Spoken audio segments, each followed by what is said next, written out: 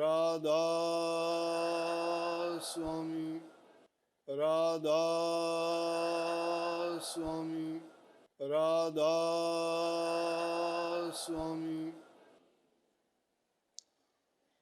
राधा स्वामी दयाल की दया, राधा स्वामी सहाय, राधा। प्यारी साध संगत जियो, आप सबको नव वर्ष की बहुत बहुत मंगल कामनाएं, बधाई, आशीर्वाद। और ये आने वाला वर्ष आप सबके लिए खुशियों से भरा हो, आपके सभी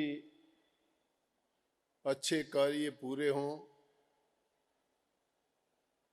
पहले की भी जिन कामों में कोई रुकावट थी, सतगुरु उनको भी पूरे करवाए। तंदुरुस्ती, खुशहाली, आरोग्यता, निरोगता दे। आप प्रसन्न चित्त रहो, भक्ति में आपकी रुचि बढ़ाए और उसके साथ साथ आपको शक्ति भी दे, सद्बुद्धि दे कि आप जो गलतियां किए हैं उन गलतियों को फिर ना दोहराएं और आने वाले नव वर्ष में जो पिछले समय में कोई गलती हुई है, कमी रही है, उनसे समझ लेके नेक और अच्छे काम करने की सोच आपकी बने और आगे बढ़ो। सतगुरु आप सब पर कृपा करे, प्रसन्नता दे, खुशी दे, आपकी सभी मनोकामनाएं पूरी करे, घर में, परिवार में, समाज में शांति हो, जिससे आप सुखी, समृद्ध और खुशहाल बनो। कोई भी काम करने से पहले हम उस काम को करने की योजनाएं बनाते हैं, उसके लिए समय भी निर्धारित करते हैं कि इतने समय में इस काम को हम पूरा करेंगे। लेकिन उसको पूरा करने से पहले शुरुआत करते वक्त हम मालिक से प्रार्थना करते हैं, जो भी उनका इष्ट होता है, देवी देवता परमात्मा या जिसको भी आप पूजते हैं, उनसे ये प्रार्थना करते हो कि हमारा काम सुख शांति से पूर्ण हो। उसके लिए शुभ घड़ी और शुभ मुहूर्त देखते हो और उसी से अपना काम प्रारंभ करते हो, ताकि जिसकी शुरुआत अच्छी हो तो अंत भी उसका अच्छा हो और समय पर हो और वो बहुत ही सही तरीके से हो। नव वर्ष भी इसी प्रकार से एक योजनाओं का मुहूर्त का दिन है। 12 महीनों को समेटे हुए है। आगे आने वाले वर्ष में भी वही 12 महीने होंगे और उन 12 महीनों में समय के अनुसार सभी काम जो हमने सोच रखे हैं वो करने का प्रयास भी करेंगे। तो सबसे अच्छा मुहूर्त ये आज का ही दिन है और आज के मुहूर्त की सत्संगियों के लिए इससे बड़ी बात कोई नहीं होती कि इस दिन हम सब प्रभु के भक्त, सतगुरु के गुरमुख शिष्य जिन्होंने दीक्षा ली है और या दीक्षा लेने के लिए जो तैयार हैं, वो इस शुभ घड़ी को मान के इसमें खुशी मनाते हुए आज के दिन से सत्संग से इस साल की शुरुआत करते हैं। क्योंकि जिस काम को भी हम शुरू करते हैं उसमें मंत्रों का उच्चारण करते हैं, वो मंत्र प्रभु का गुणगान ही करते हैं, उनको याद करते हैं क्योंकि परमात्मा ही सब कामों को बनाने वाले हैं, वही सुधारने वाले हैं, वही उनको संपूर्ण करवाने वाले हैं। इसीलिए उनको सर्वशक्तिमान कहते हैं। तो ये दिन भी वो तो कुछ समय के लिए 1, 2, 4, 5, 10 मंत्रों का उच्चारण करते होंगे, लेकिन यहाँ तो हम सब लोग इकट्ठे, इतनी तादाद में इकट्ठे होकर जब हम मालिक को याद करते हैं, उनका गुणगान करते हैं, उनकी याद करते हैं और ये प्रार्थना करते हैं कि हम भटके हुए जीवों को सही रास्ते पे चलाओ, हमारे अवगुणों को दूर करो, अच्छे गुण हम में भर दो, जिससे जिस उद्देश्य के लिए हमें ये मनुष्य का चोला मिला है उसका हम पूर्ण लाभ उठा सकें।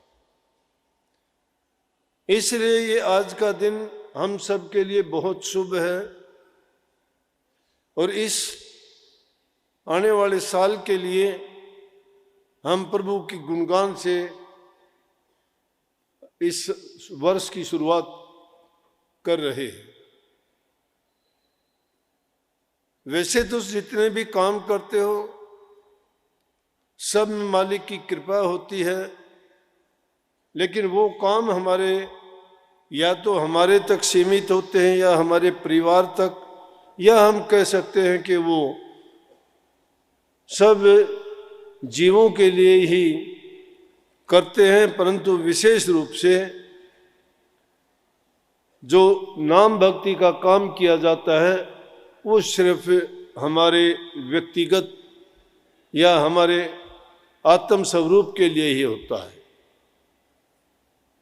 वो हमारी आत्म शुद्धि के लिए होता है। आप कह सकते हो आत्म शुद्धि के आत्म को भी कोई धब्बा लगता है? नहीं लगता, लेकिन संग जिसका होता है उस पर थोड़ा बहुत कोई ना कोई असर जरूर आ जाता है। वस्तु कितनी भी चमकदार हो, अगर वो किसी सूरज जैसे प्रकाश देता है, बड़ा तेज है उसमें, परंतु अगर बादलों की उसके आगे पर्दा पड़ जाए तो वो प्रकाश पूर्ण रूप से नीचे नहीं आ पाता और वो अपना काम नहीं कर पाता। इसी प्रकार से इस रूप पर भी इस दुनियादारी के काम कर्म के बादल जब छा जाते हैं तो इसका स्वरूप भी ढक जाता है। इस आत्म शुद्धि के लिए प्रभु की भक्ति बहुत आवश्यक है। वही कि जब आत्मा पर इस प्रकार का असर आ जाता है तो वो भी दुनियादारी की चीजों की ओर फंस जाती है, प्रभु को भक्ति से दूर चली जाती है और अपने ही स्वरूप को भूल जाती है। और उस भूल के कारण क्या होता है कि वो कर्म के माध्यम से अलग अलग कर्म जो किए जाते हैं उनके अनुसार उसको योनियां मिलती रहती है। परंतु इंसान के रूप में जब हमने चोला धारा है, जिससे हम ये समझ पाते हैं कि हम परमात्मा की अंश हैं, हम इस दुनिया के बंधनों में जकड़े हुए हैं, ये मीठी जेल है। हम स्वतंत्र नहीं हैं, भले ही हम कर्म करते हैं, अपने आप को सब पर हर प्रकार से खुश भी देखते हैं, संसारी पदार्थों को पाके हमें अभिमान गुमान गर्व भी होता है। किसी को धन का गर्व है, किसी को परिवार का गर्व है, किसी को पद का गर्व है, किसी को जाति का गर्व है, किसी को प्रदेश का गर्व है। और ये गर्व, ये अभिमान सब चीजों का मूल है जो इंसान को चैन से सुख से नहीं रहने देता या इसको अधोगति की ओर, नीचे की ओर लेके चलता है। अगर ये अहंकार हम छोड़ दें और दीनहीन और गरीब होके सिर्फ एक प्रभु की शक्ति को ही मान के उनके शरणागत हो जाएं, अपना समर्पण कर दें, अपना मन बुद्धि चित्त अहंकार सब उनके कदमों में डाल दें, निछावर कर दें अपने आप को, तो हमारा शुद्धिकरण हो जाता है। क्योंकि कृपा की दृष्टि तभी बरसती है, अपने आप को जानने का अवसर तभी मिलता है इंसान को जब वो अपने आप को न्यून से न्यून, कम से कम, नीचे से नीचा समझता है। जब अभिमान का चश्मा उसकी नजरों पर चढ़ जाता है, उसको कुछ दिखाई नहीं देता। संतों ने इसीलिए दीनता, गीत गाते हैं, शब्द कहते हैं सतगुरु दीन दयाल है। दीन दयाल के सतगुरु दीन भी है, खुद दीन है और दयालु भी है। क्योंकि वो दुष्टों को, पापियों को, झूठों को, कपटों को ख्याल नहीं करते। वो तो आते ही उनका कल्याण और उद्धार करने के लिए है। उनकी शरण में जो जीव चला जाता है, जो उपदेश वो देते हैं, अगर जीव उन उपदेशों को अपने जीवन में उतार ले, मान ले, तो कोई भी दुखी नहीं रहता। दुख का कारण क्या है? अज्ञान है, भ्रम है। हम भ्रम में पड़े हुए हैं और भ्रम के कारण ही हमें ये दुनिया अपनी लगती है। भागे खुद जा रहे हैं, भागती हुई दूसरी चीजें नजर आती हैं। जैसे रेल में सफर करते हुए हम देखते हैं, जब खिड़की से बाहर देखते हैं तो हमें पेड़ पौधे, मकान या खेतों में घूमने फिरने वाले जानवर, चरने वाले हमें यूं दिखाई देते हैं जैसे वो भागे जाते हैं, हम एक जगह स्थिर बैठे।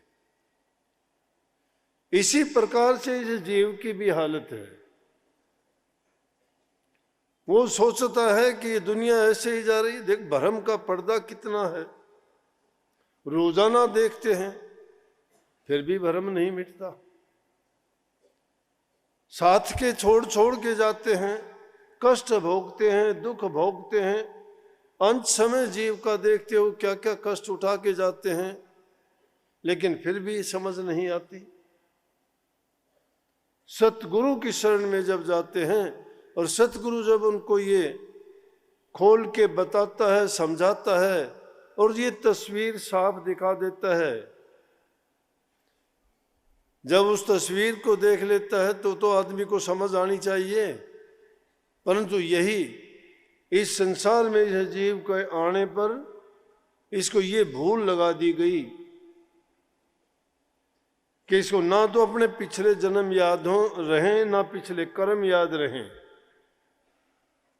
पिछले कहाँ याद रखोगे? हम तो 2 दिन पहले के कर्मों को भी याद नहीं करते, भूल जाते हैं।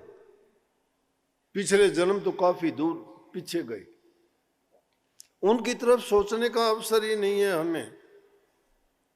दौड़ लगी हुई है जीव को, वो उससे आगे निकलना चाहता है, वो आगे निकलना चाहता है, और दौड़ते दौड़ते ऐसी हालत हो जाती है कि वो खुद ही चला जाता है, लेकिन दौड़ खत्म नहीं होती। दौड़ खत्म नहीं होती, तृष्णा लगी हुई है। जिन कर्मों में पड़ जाता है वो छोड़े नहीं जाते, आदत बन जाती है, प्रकृति बन जाती है।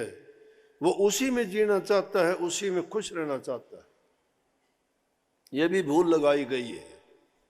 जानबूझ के काल महाराज ने इस जीव को इन रस्सों से ऐसा जकड़ और बांध दिया कि वो छूट नहीं पाता। लेकिन संत सतगुरु इन बंधनों को ही काटने के लिए आते हैं। जिस चीज से हमारा कल्याण होता है, हित होता है, उन चीजों को हम अपनाना ही नहीं चाहते, वो सिर्फ भक्ति है, वो सिर्फ नाम भक्ति है। नाम भक्ति के बिना हमारे कर्म के जंजाल कभी नहीं कटते। नाम भक्ति ही गुरु भक्ति है, गुरु भक्ति ही प्रभु भक्ति है, और प्रभु की भक्ति गुरु भक्ति में ही मुक्ति है, वैसे मुक्ति कहीं भी नहीं है। पहले मुक्ति संसार से होगी, पहले मुक्ति बुराइयों से होगी, फिर मुक्ति संसार से होगी, और फिर जन्म मरण की मुक्ति उसके बाद में होगी। हम मुक्त कहाँ होते हैं? हम तो एक चीज जो रख लिए है हमारे दिमाग में, उसी को ढोते ढोते जिंदगी भर उसको ढोते रहते हैं। आदत जो हो गई है उसको छोड़ना नहीं चाहते। ये नहीं सोचते कि जो कर्म करने जा रहा हूं इस कर्म का परिणाम क्या होगा, कितने दिन के लिए मैं ऐसा करता हूं। महात्मा की बात, आदमी कर्म करता था, लूटता खसूटता था, एक डाकू था।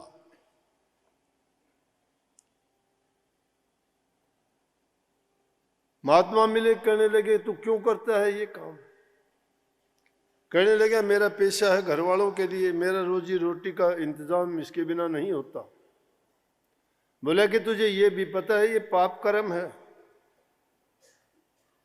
बोला कि मैं कोई अकेला थोड़ा पापी हूं, जो इसमें शामिल हैं घर परिवार के जिनके लिए करता हूं सभी शामिल हैं। बोले कर्म करता है वही कर्म का भागी है। बोले उनसे पूछ के आ घर जाके, क्या वो जो कर्म करता है वो इस कर्म फल को लेंगे?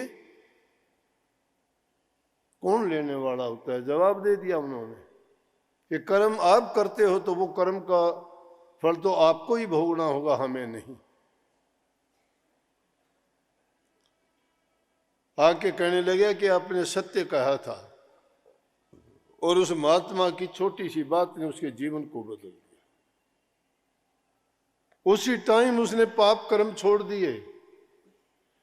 संतों का 2 मिनट का सत्संग भी, उनका संग भी, उनकी दृष्टि भी जब किसी जीव पर पड़ जाती है कृपा हो जाती है। परंतु ऐसे नहीं, कुछ कर्म गति कुछ पूर्वला लेख। कर्म होता है, कर्म गति भी होती है, पूर्व के लेख भी होते हैं। ये पूर्व जन्म के अच्छे संस्कार और कर्मों के कारण हमें ये हालत मिली है कि हम प्रभु की खोज में और अपने कल्याण के लिए गुरु की तलाश करते करते गुरु की शरण में आए, उनसे नाम की दीक्षा लेके बुराइयों को छोड़ के और अपने कल्याण हित के लिए प्रभु भक्ति करते हैं। कठिन काम है, परंतु फिर भी धीरे धीरे करके अगर तुम करोगे तो कठिन भी कुछ भी नहीं है। एक बार कठिन लगता है जब शुरुआत करते हो, और जब निकल पड़ते हो तो रास्ता भी अपने आगे से आगे निकल पड़ता है। हम क्योंकि भक्ति करने के आदी नहीं हैं, अभी हम मन के खेल में फंसे हुए हैं। मन हमारे साथ खिलवाड़ करता है और हम उसके कहे में जो जो वो कहता है करते चले जाते हैं, परिणाम को नहीं सोचते। अब इसी मन से झगड़ा रहता है। अगर मन के कहे में ही चलते रहेंगे, वो हमारी आदतें, वो हमारे बुरे कर्म नहीं छूट सकते। इसलिए इस मन को गुरु की शरण में ले जाके छोड़ दें। इसीलिए संतों ने नुक्ता निकाल दिया कि तन मन धन कर गुरु के अर्पण, सूरत शब्द के मार्ग में चल। जो सूरत शब्द का योग है ये सबसे सरल रास्ता है, लेकिन तीनों चीज गुरु के अर्पण कर दीजिए।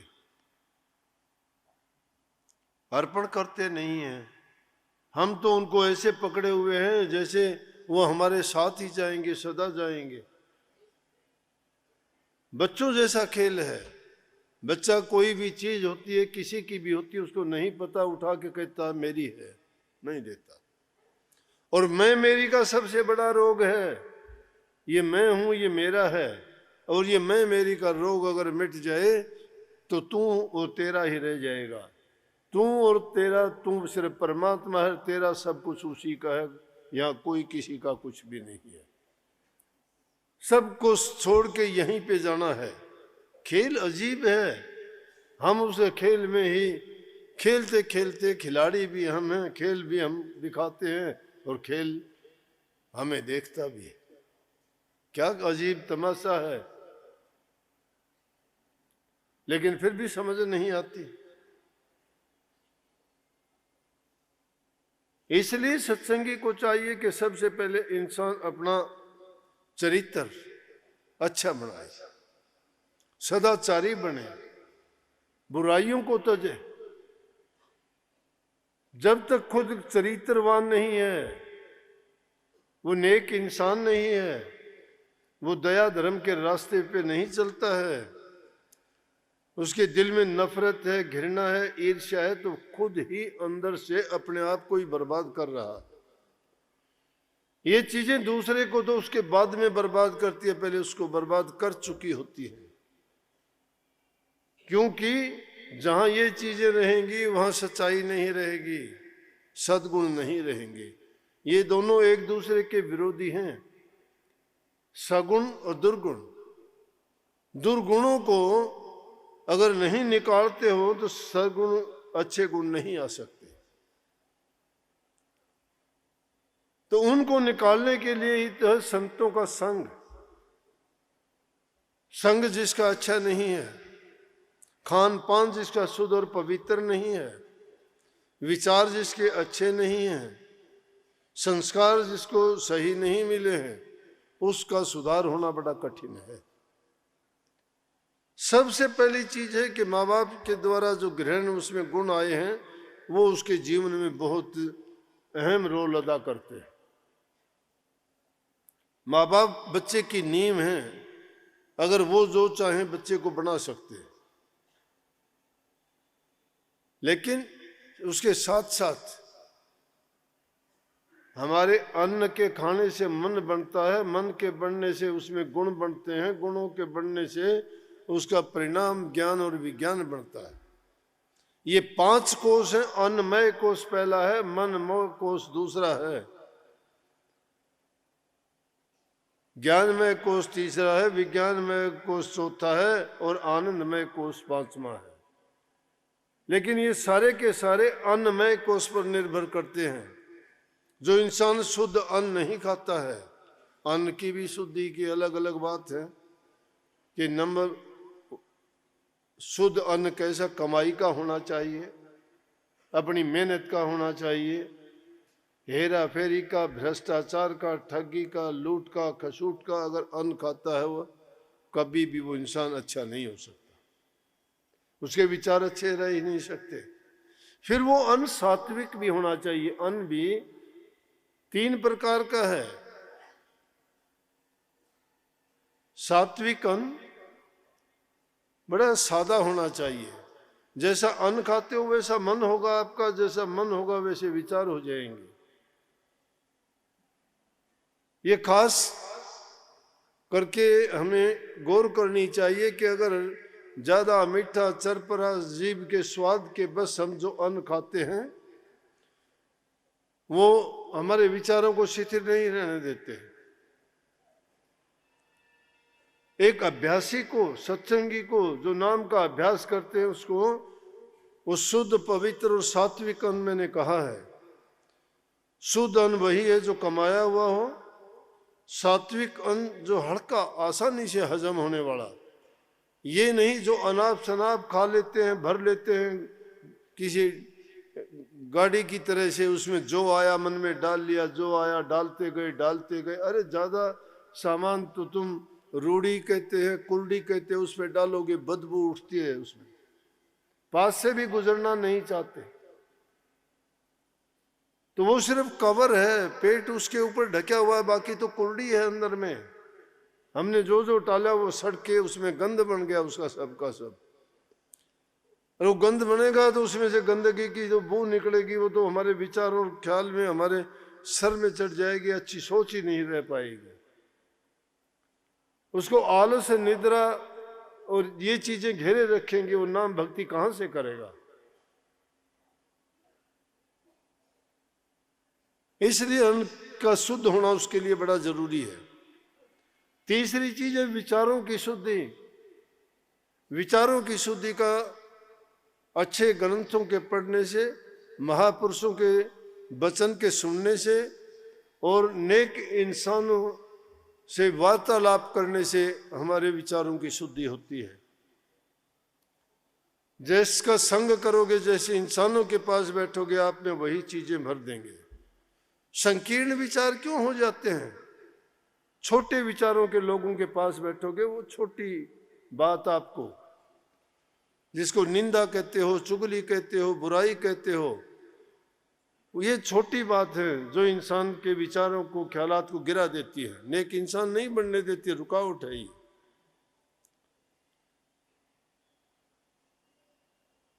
और तीसरा है कि इंसान का संग बहुत अच्छा होना चाहिए। और सबसे उत्तम संग तो सतगुरु का है, इसीलिए सत्संग कहते हैं, जहां सत्य का प्रचार, भक्ति की बातें, शुद्धि की बातें, पवित्रता की बातें, नाम की बातें, जहाँ नाम, सत्संग, गुरु महिमा का जिक्र होता है, वहाँ बैठते हैं।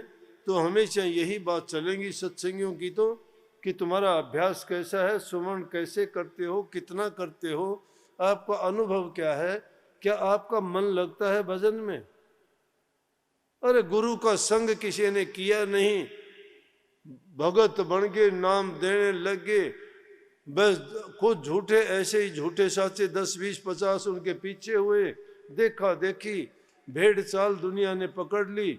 ना गुरु सच्चा, ना नाम सच्चा, और ना उनकी करनी सच्ची है। लोगों को जोड़ना शुरू कर दिया ऐसे ही। उन्होंने अपनी दुकान चला ली, जिसका गुरु नहीं है। अरे पंडित का पढ़ाया, प्यादा प्यादे का पढ़ाया, आधा आधे का पढ़ाया, हुरफुर, जिसके पास ज्ञान ही नहीं है। बुझे हुए दीपक कभी दूसरे को रोशन कर सकते हैं क्या? ज्ञान तो प्रकट भक्ति से होगा, तप से होगा, त्याग से होगा, साधना से होगा।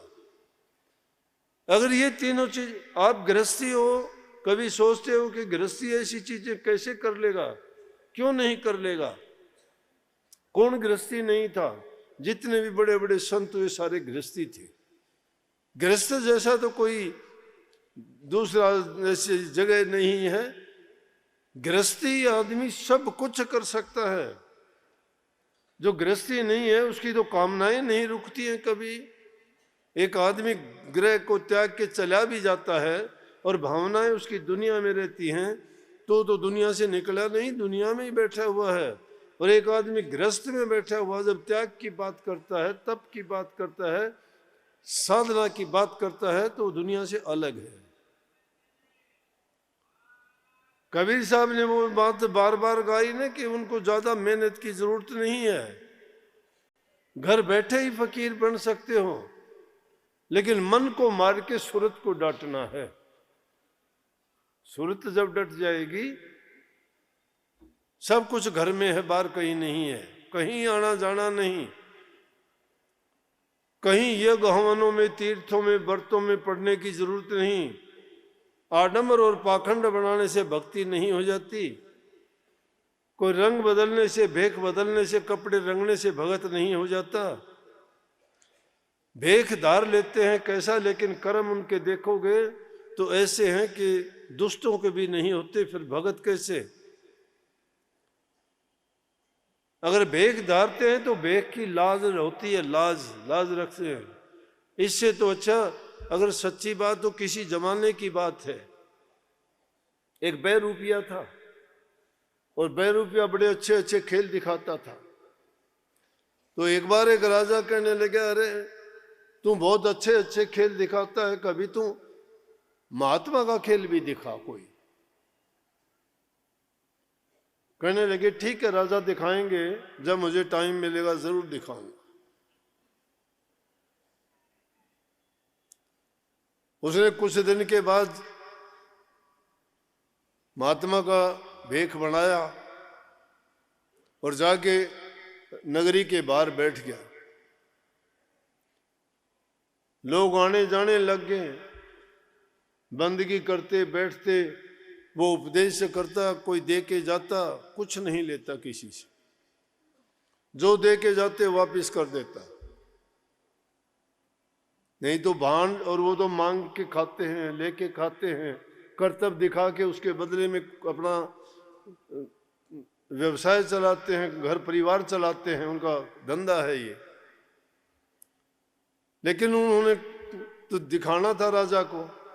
जब पता लग गया कि भाई एक महात्मा बड़ा सिद्ध है, कुछ नहीं लेता, उसको कोई देता है तो रोटी रोटी मुश्किल से खाता है, नहीं तो कोई देता है, इतना त्यागी है, सब वापिस कर देता है।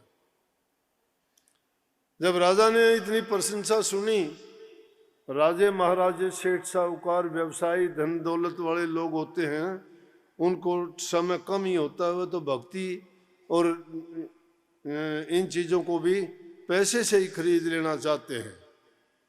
देखा नहीं, साहूकारों के घर में यह हवन या पूजा पाठ पंडितों से कथा करवाते हैं, तो वो तो कथा करता रहेगा, वो अपने काम में करते रहेंगे, उनके तो फोन चलते ही रहेंगे, कथा नहीं सुनते, हो टाइम नहीं मिलता उनको।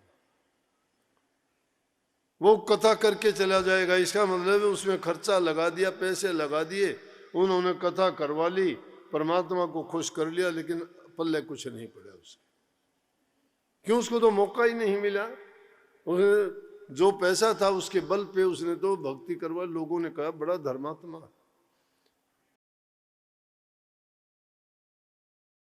कहीं भंडारा दे दिया, कहीं थोड़ा दान पुण्य कर दिया, कहीं गरीबों में कुछ बांट दिया कि लो, लौकिक बड़ी प्रसिद्धि मिल जाएगी, बड़ी इज्जत मान बढ़ाई मिल जाएगी, लोग वाह वाह करेंगे, खुश हो जाता है कि मैंने ये किया, मैंने वो किया।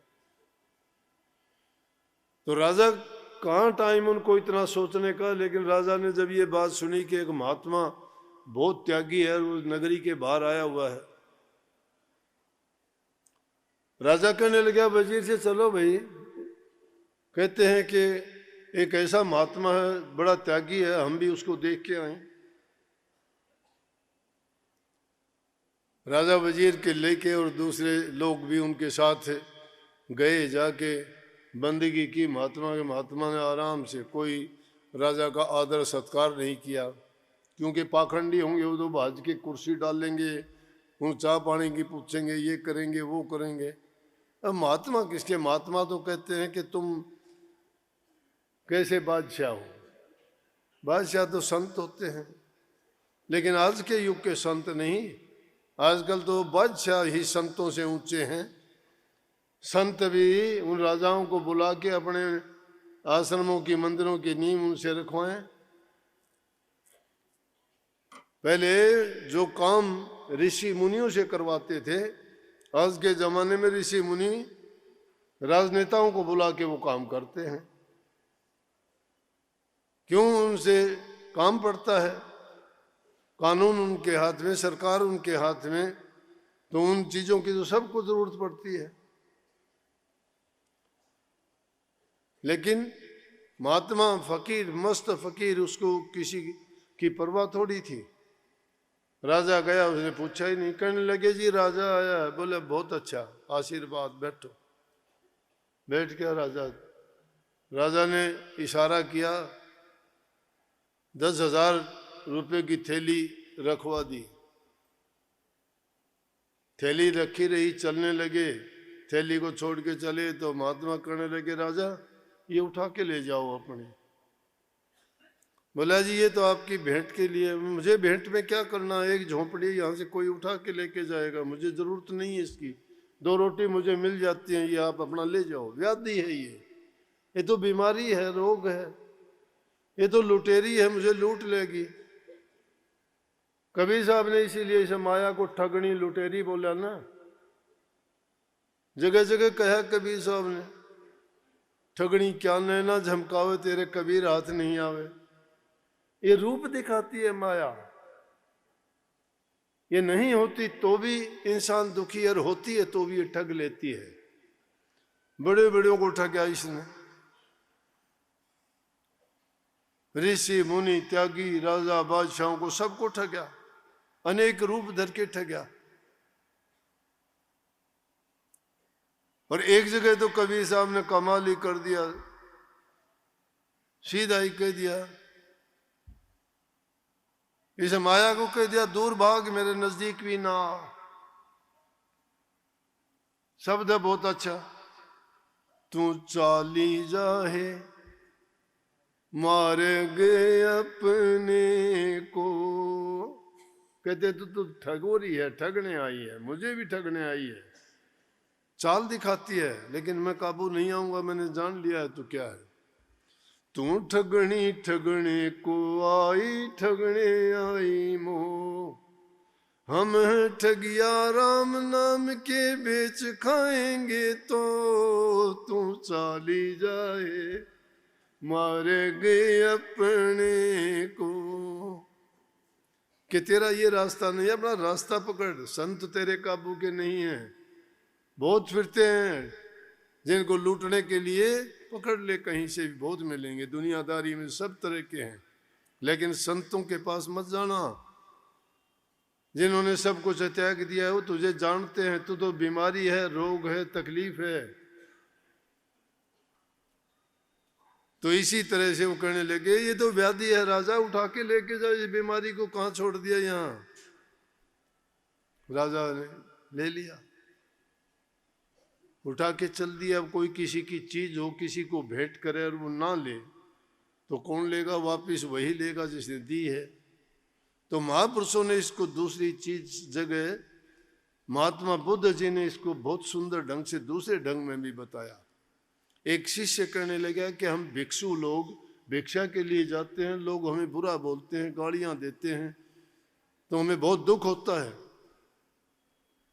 ज्ञान ये है, महात्मा बुद्ध ने उनको सिखाया कि देखो आप भिक्षुक हो, भिक्षा लेने जाते हो, अगर तुम्हें कोई भिक्षा देता है और तुम भिक्षा लेने से इनकार कर दो तो भिक्षा कहाँ जाएगी? बोला वो तो उनके ही पास रहेगी।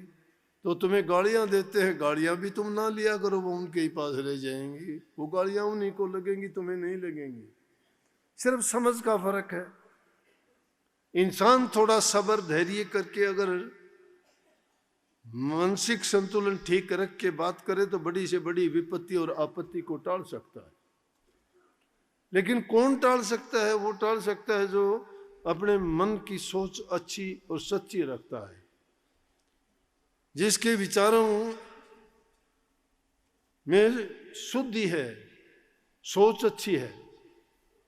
बस जब ये कहा तो अपनी थैली को उठा के चल दिए।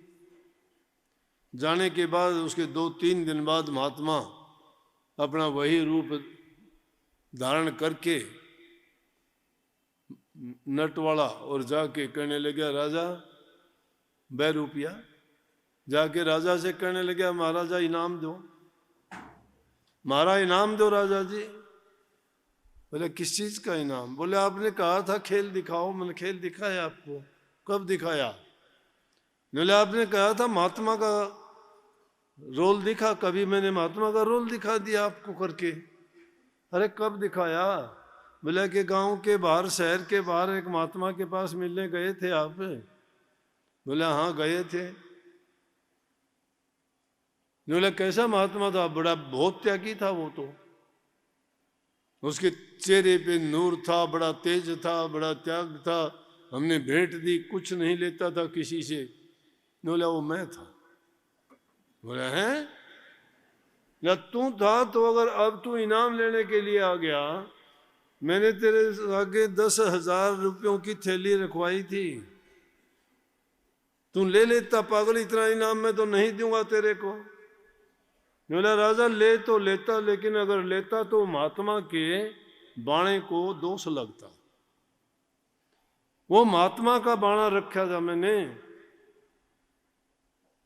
अगर मैं ले लेता तो महात्माओं का इतबार और विश्वास खो जाता उससे।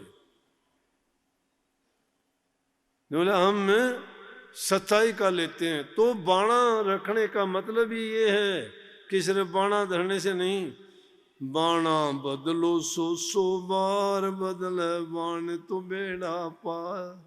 बाणा नहीं, बाण को बदलिए, आदत को बदलिए। आदत हमारी क्या है? हम माया के पुजारी हैं, इस दुनिया की चीजों के पीछे भागते हैं जो सताई नहीं है, जो उन चीजों में सुख नहीं है, शांति नहीं है, खुशी नहीं है, वो सदा रहने वाली नहीं है, नासवान चीजें हैं। उन नासवान चीजों को अपना मान के क्या लोगे? उस चीज को क्यों नहीं अपनाते जो कभी मिटती नहीं, खत्म नहीं होती, वो तुम्हें शांति देगी। अगर ये मौका निकल भी गया तो आपके हाथ क्या आएगा? लेकिन वो चीज क्योंकि हमें दिखाई नहीं देती, इसलिए उस पर यकीन नहीं होता। इसीलिए संतों ने कहा, अरे संतों पर इतबार कर लो, उन पर इतबार कर लोगे तो वो चीज भी जो तुम खोजना चाहते हो वो भी तुम्हें मिलेगी, दिखाई देगी। जब मन से सच्चे हो जाओगे, मन चंगा तो कठौती में गंगा।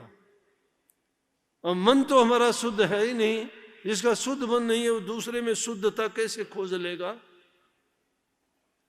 हम अपने विचारों के अनुरूप दूसरों को सोचते हैं।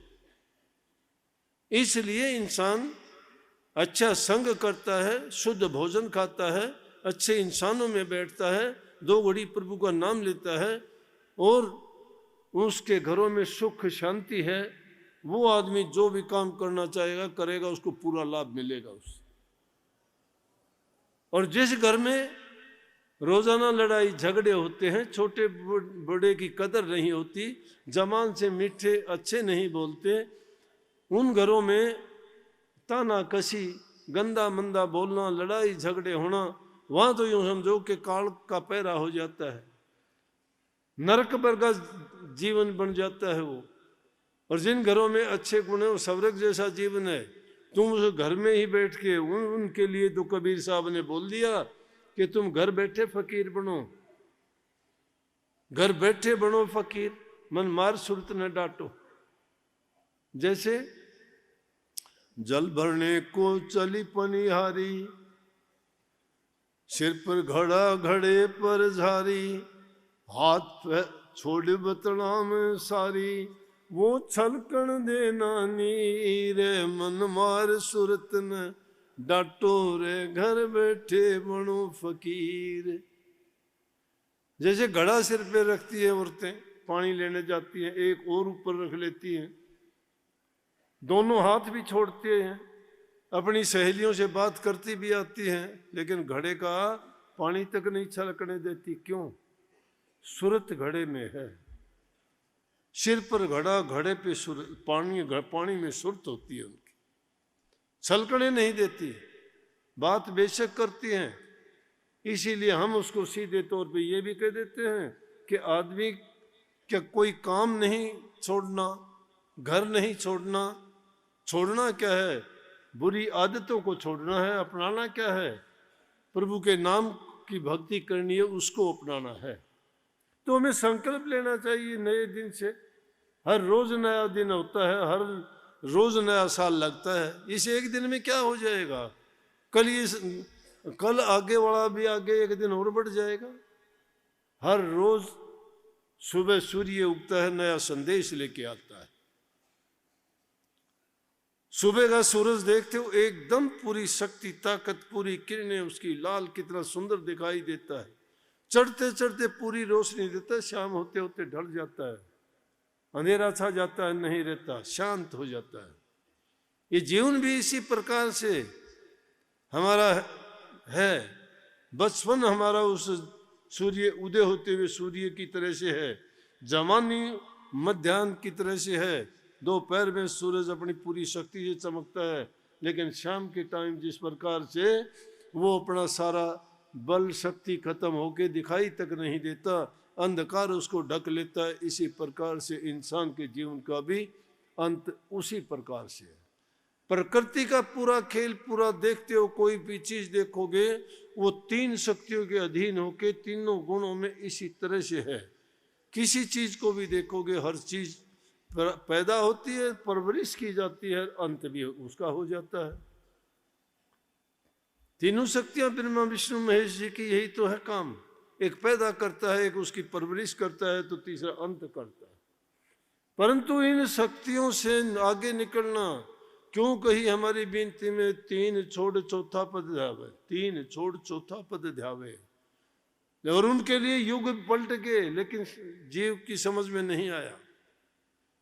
इस युग की यही बढ़ाई है कि संतों ने उसको इतना सीधा और सरल बना दिया कि उसको आप 8 साल का बच्चा भी कर सकता है, 60 साल का बूढ़ा आदमी भी कर सकता है, कोई बहाना नहीं।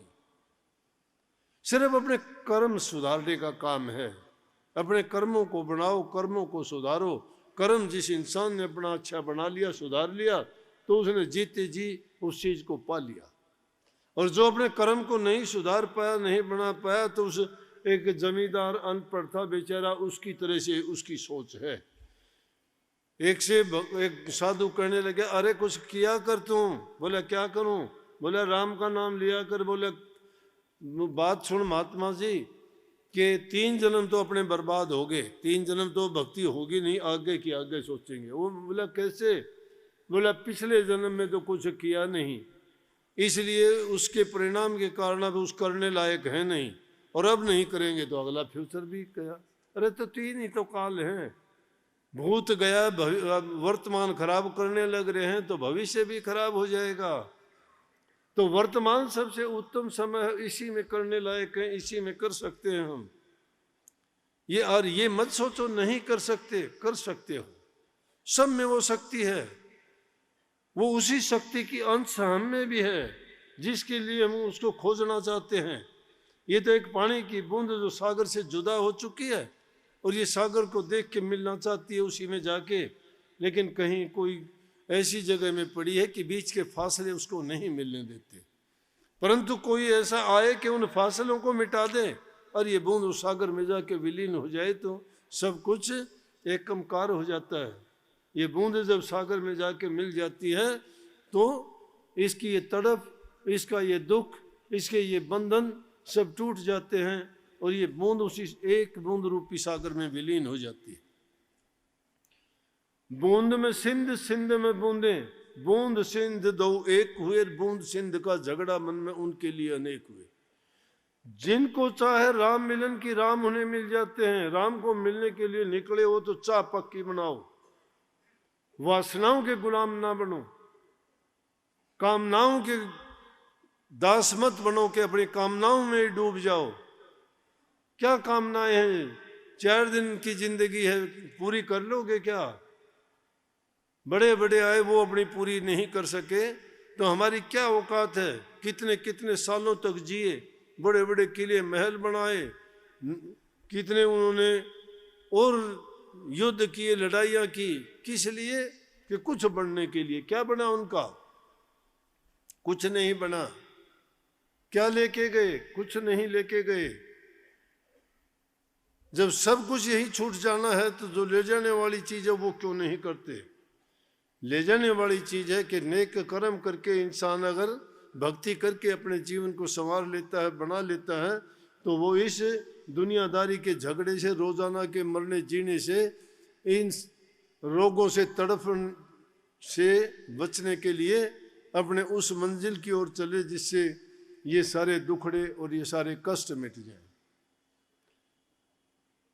तो ये आने वाले दिन जब आते हैं तो ये तो सोच लेते हैं, खुशी मनाते हैं कि आज नया दिन है। देखते हैं कितनी क्या क्या, कोई किसी रूप में, कोई किसी रूप में। रात को सोते तक नहीं है कि 12 बजे अगला दिन चढ़ जाएगा। अरे दिन चढ़ जाएगा, अगले दिन 12 रात को फिर भी चढ़ेगा। ये थोड़ी है कि चढ़ने के बाद कभी छिपेगा नहीं। अगर तो वो नया दिन आया है तो नया काम करने की सोचो, नए संकल्प लो, अपना कुछ ना कुछ अच्छा करने का संकल्प लेके चलो। इसलिए जो ये आज का दिन है, अगर आप चाहते हो कि नव वर्ष लगा है और इससे कुछ हासिल करना चाहते हो, तो नया संकल्प ये लेके जाओ कि हमसे जितने अच्छे काम होंगे, भलाई के काम होंगे, परहित के काम होंगे, हम वो अच्छे काम करेंगे। जितनी भी बुराइयां हैं या गलतियां हैं उनको दूर करेंगे, निकालेंगे।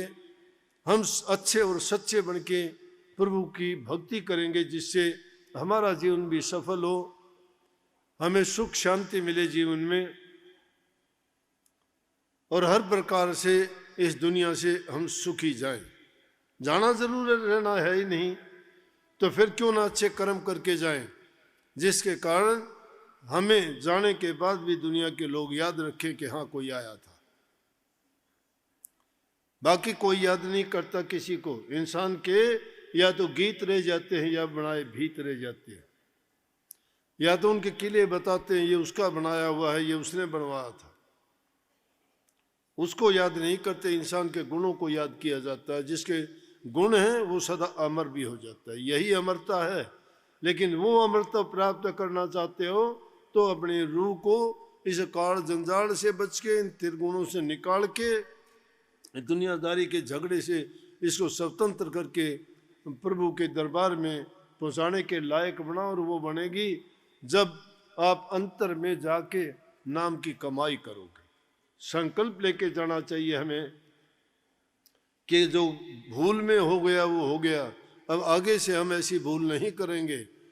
हमने जब नाम लिया है तो नाम की कमाई करेंगे। कुछ भी नहीं कर सकते तो कम से कम नाम का सुमरण ही कर लिया करो। नाम में बड़ी ताकत है। वो नाम तुम्हारे पापों को धोने वाली है, तुम्हें उज्जवल करने वाली है, तुम्हारे रोग दोषों को मिटाने वाली है। पिछले जन्मों का कर्म का भार है, उसको नाम ही धो सकता है।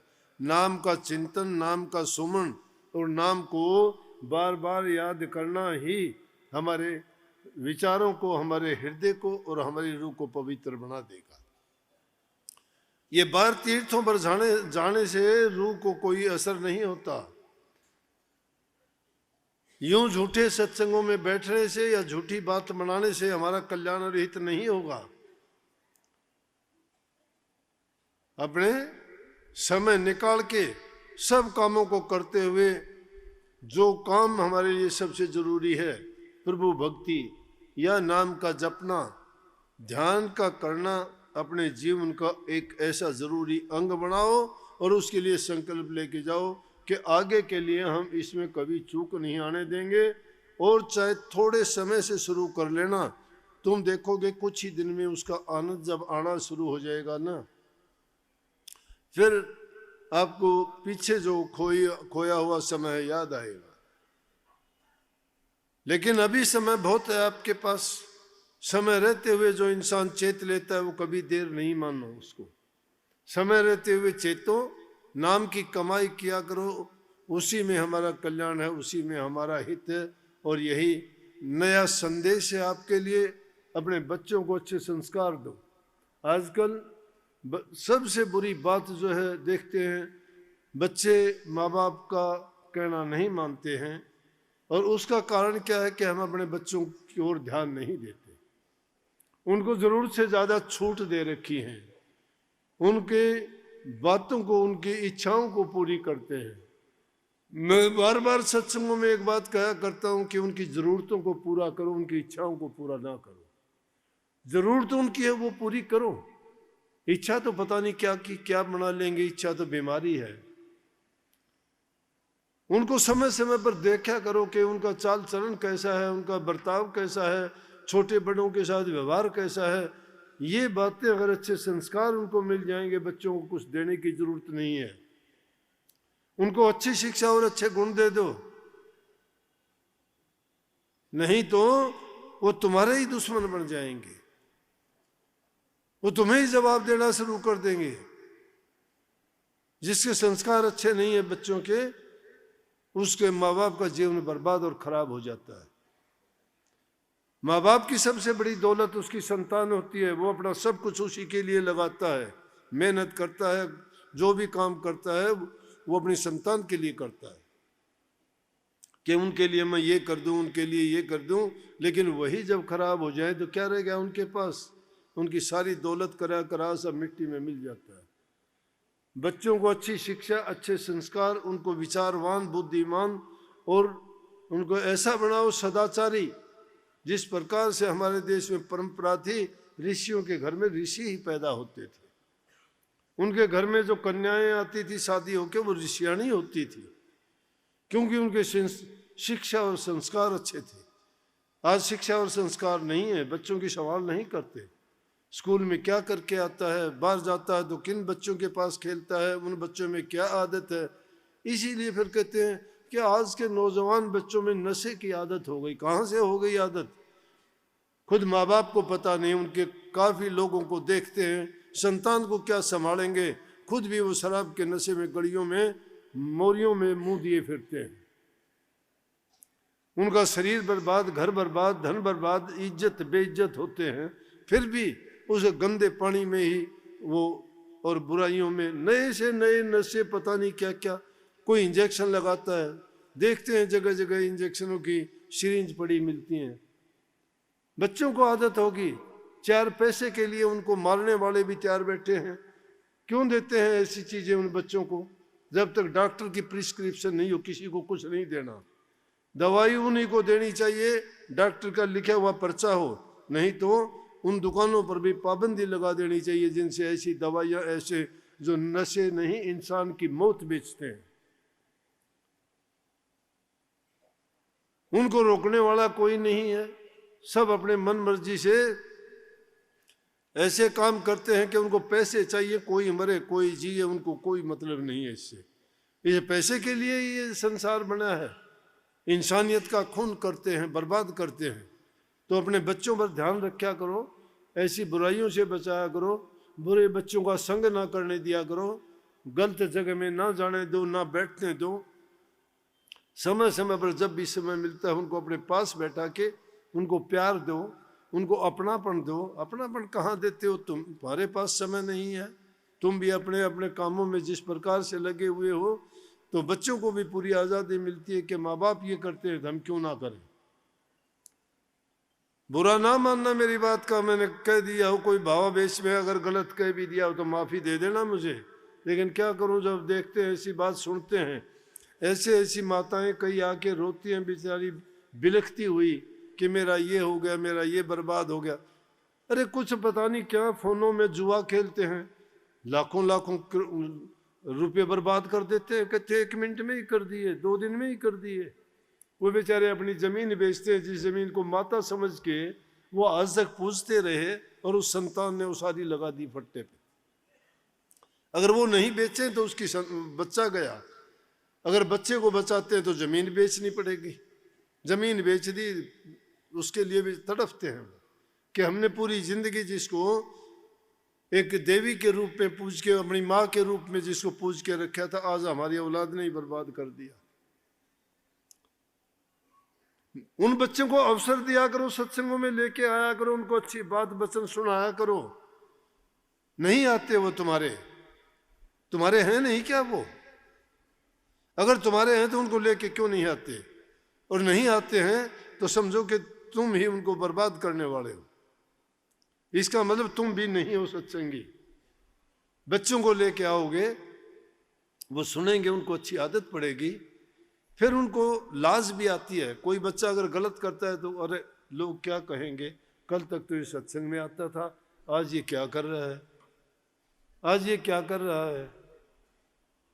लेकिन जो कभी देखते ही नहीं है, माँ बाप को क्या चिंता, 2 रोटी खा के जीवन बिताना है। तो ये तो पशु पक्षी भी करते हैं काम, कोई बड़ी बात नहीं है, फिर तो जीव जैसा जीवन जीना है। लेकिन अगर इंसानियत को समझना जानते हो और चाहते हो कि हमारा हित और कल्याण हो, तो बच्चों को संभालो, सारा सब कुछ अच्छा हो जाएगा, समाज उन्नति करेगा, घर में शांति रहेगी। तुम जो चाहोगे भक्ति घर बैठे कर लेना, फिर कोई दिक्कत नहीं है। जिन घरों में शांति नहीं, प्यार नहीं, वो भक्ति क्या करेंगे? घर में आग लगी हुई है, बाहर लगी हुई को बुझाने के लिए जाते, नहीं होता ऐसा। पहले अपनी जलती हुई आग को शांत कीजिए, फिर कहीं जाके बाहर निकलने लायक होगे, दूसरों की सहायता करने लायक होगे। इसलिए इन बातों को समझ के हमें ध्यान करना चाहिए। और जो ऐसा कर लेता है, भक्ति सिर्फ नाम भक्ति नहीं है कि नाम भक्ति तुम्हें तैयार देगी। गुरु ने दे दिया 2 अक्षर का, 5 अक्षर का, 3 अक्षर का नाम, और वो नाम 4 बार ले लिया तो तुम्हारा कल्याण हो गया। या मंदिर में जाके किसी मूर्ति पर पानी चढ़ाया है, या तुम पैसे चढ़ाया है, मुकुट चढ़ा दिया है, तुम्हारा कल्याण हो गया। नहीं, वो अच्छी बात है कि तुम्हारी आस्था होनी चाहिए, लेकिन वो चीजें तुम्हारा कल्याण नहीं करेंगी। वो कल्याण बिकता नहीं है, वो तुम्हारे आचरण में होना चाहिए, व्यवहार में होना चाहिए, तुम्हारी सोच में होना चाहिए। जब तक तुम्हारी सोच, आचरण और व्यवहार नहीं बदला जाता, तब तक तुम्हारे पल्ले कुछ भी नहीं है। इसलिए नए वर्ष में ऐसे संकल्प लेके अच्छी अच्छी चीजों के आदमी को ये जाना चाहिए, और अपने समय समय पर अपनी चेक भी करना चाहिए, मैंने क्या किया है। हंसो, खेलो, खाओ, पियो, मौज करो, कोई बात नहीं है। जितनी आवश्यकता उन चीजों को प्रयोग करो, कोई पाबंदी नहीं है, लेकिन अच्छा करने से ही होंगी ना वो चीजें। बुराई की तो बुराई देंगी। कोई भी बुरा कर्म करते हो, छिप के करते हो, सरेआम क्यों नहीं करते? बुरा है वो। जब तुम्हें ये पता है बुरा है, उसको देखने से सबको नफरत होगी, फिर क्यों करते हो? अच्छा काम करो ना, सबके सामने करो, क्योंकि तुम्हें डर नहीं है कि ये तो अच्छा है, सब अच्छा कहेंगे। तो ऐसा कर्म करो जिसको खुले आम कर सकते हो, वो हंस के करो, नाच के करो, खुशी खुशी करो, कोई मना ही नहीं करेगा। जो चोरी से छुप के करते हो सारे पाप कर्म, उन पाप कर्मों से बचो, चाहे वो कुछ भी करते हो। बहुत बहुत सबको आशीर्वाद। सतगुरु की कृपा से ये तो संगत बार की ज्यादा आई नहीं, कभी ये सोचते हो, लेकिन ये जरूर है, ये धमकी है कि भाई अपना इंतजाम कर लो, यहां काम नहीं चलेगा। फिर कहते फिरोगे कि जी क्या करें, ख्याल रखियो, संगत ज्यादा आ गई। संगत तो अपनी बहुत अच्छी है बेचारी, देखो कितनी शांति से बैठी है। इनको 2-2, 2.5-2.5, 3-3 घंटे हो गए यहाँ बैठे हुए। बहुत अच्छे हो, बहुत कुछ आपने पाया है, लेकिन ये भी ना सोच लेना इसके साथ साथ अभी बहुत कुछ करना है। आपका अनुशासन, आपका प्यार, आपका आस्था और आपका विश्वास जो आदमी देख लेता है, वो आपकी बड़ी महिमा गाते हैं कि कमाल हो गया। हम ये देख के हैरान थे कि इतने लोगों को कौन डांटे हुए है। इनको डांटने वाला सतगुरु है। वो शक्ति अदृश्य है, वो सब संभालती है। इसलिए भाई अच्छा काम करने में कोई दोष नहीं है। जितने अच्छे हो खूब किया करो। सबको बहुत बहुत आशीर्वाद। मालिक आपको शक्ति दे। नमो नमो सतगुरु नमो।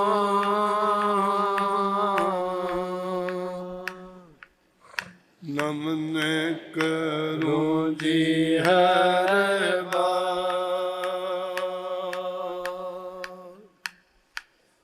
चरण कमल में राखियो।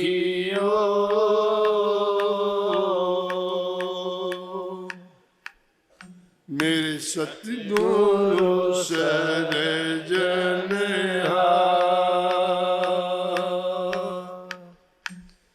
हाथ जोड़े करूं बीनती।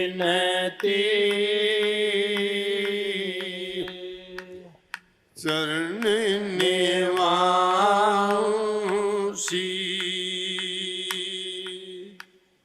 सतगुरु तारा चंद महाराज ने नाम दिया बख्शीश। गुरु जी दया के दाता हो, बेटिया गम के जी। मैं अपराधी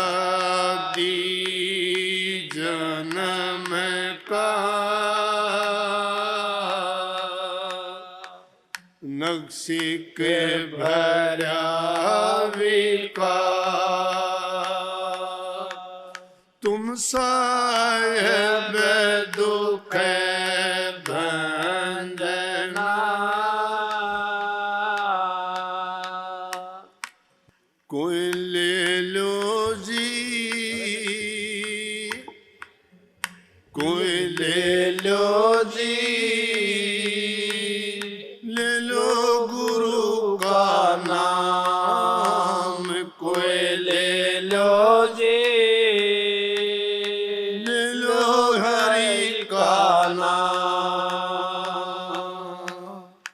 हम व्यापारी सतनाम के, हम व्यापारी सतनाम के, प्रेम नगर मारो गाम, कोई ले लो जी, ले लो गुरु का नाम, कोई ले लो जी, ले लो साहिब का नाम।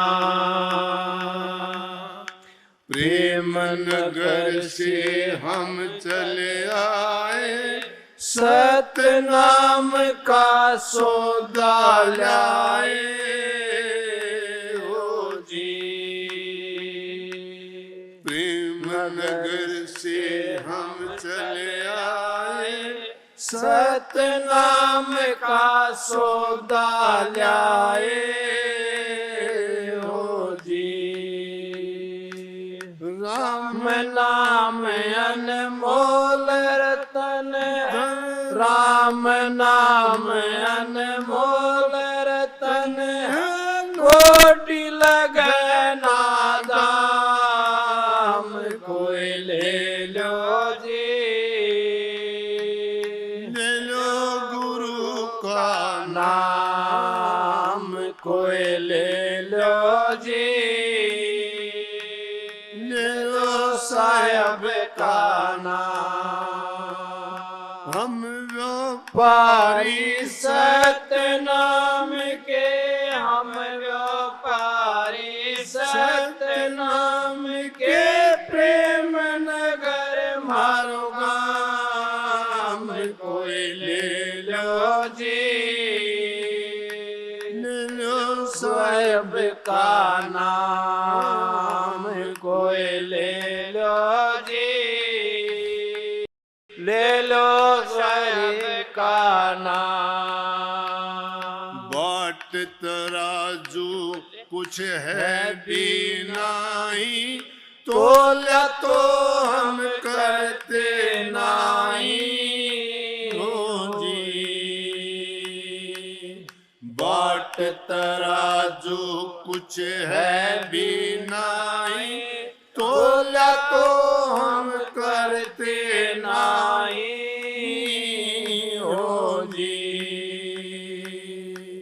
हम तो सौदा सत का देंगे, हम तो सौदा सत का देंगे, ना तो लड़का काम, कोई ले लो जी,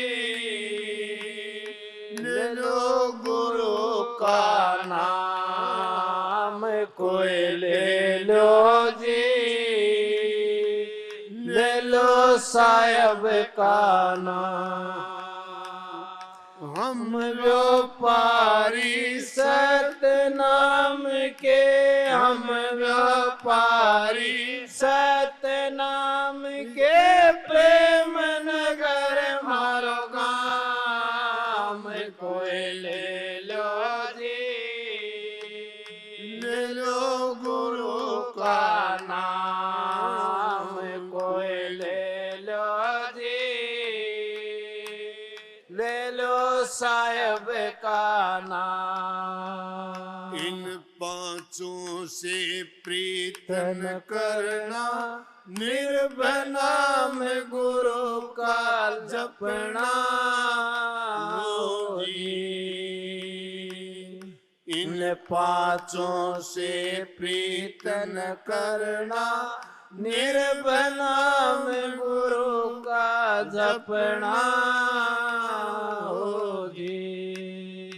गुरु सुगा हो सो भर भर पीवे, सुगरा हो सो भर भर पीवे, नानुगरा का काम कोई ले लो जी।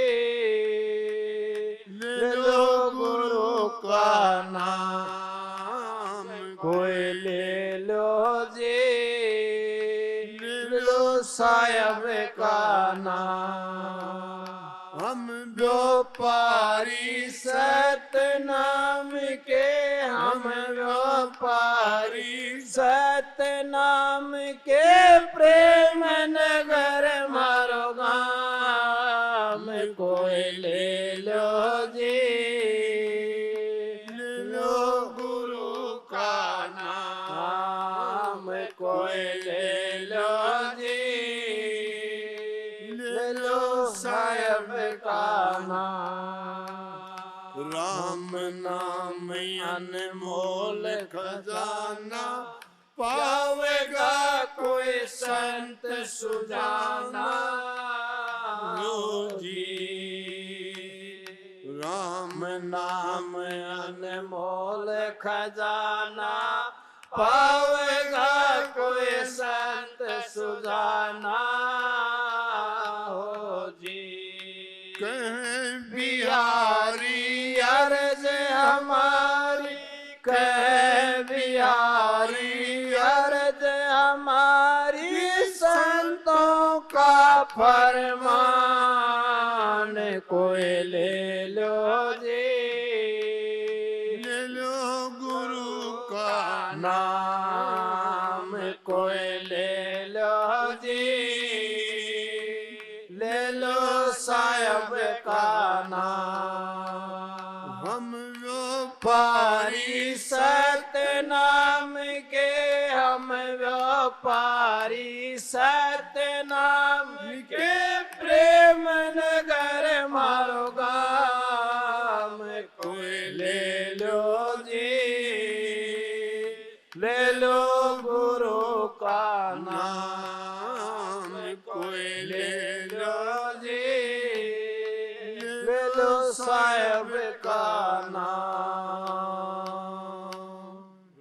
राधा स्वामी, राधा राधा स्वामी, राधा स्वामी, राधा स्वामी नाम सुमरे मन मेरा, जन्म सुफल हो जाएगा। आप हमारे संतवाणी चैनल को सब्सक्राइब करें, वीडियो को लाइक करें, शेयर करें और हाँ, बेल आइकन पर क्लिक करना बिल्कुल ना भूलें।